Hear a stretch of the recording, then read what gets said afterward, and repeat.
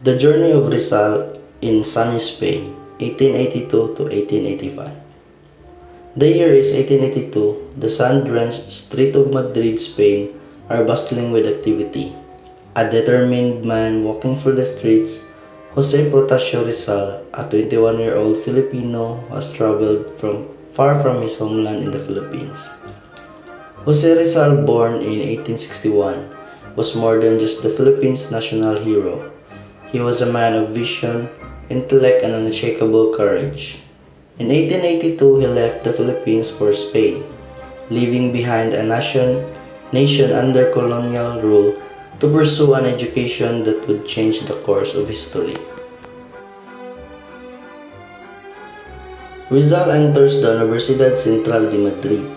He is dressed in a dark suit, carrying a stack of books, his mind brimming with ideas of reform for his country.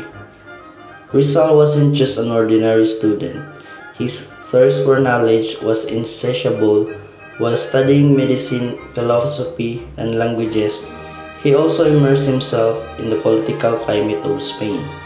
He realized that education was the key to freeing his people from the oppression of Spanish colonial rule. Rizal sits in a cafe, scribbling passionately in his notebook. A close-up of the pages reveals the early drafts of No Le Tangere, his revolutionary novel. It was in Spain where Rizal's pen became mightier than a sword.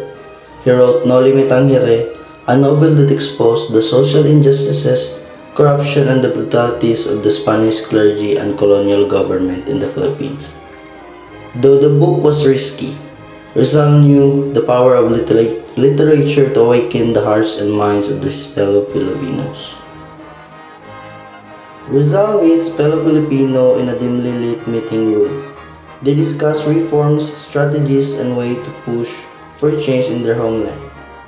In Madrid, Rizal met with other Filipino students and intellectuals, men and women who shared his dream of reform.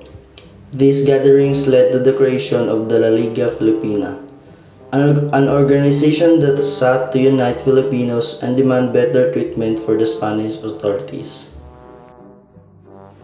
Rizal is in a library poring over ancient manuscripts, studying European history, philosophy, and culture.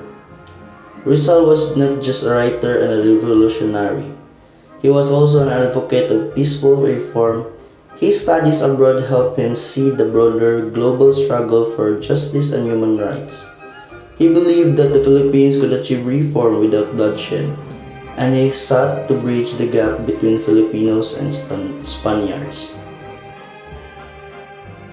Rizal, now a refined and thoughtful man, stands on the balcony of his apartment overlooking the streets of Madrid.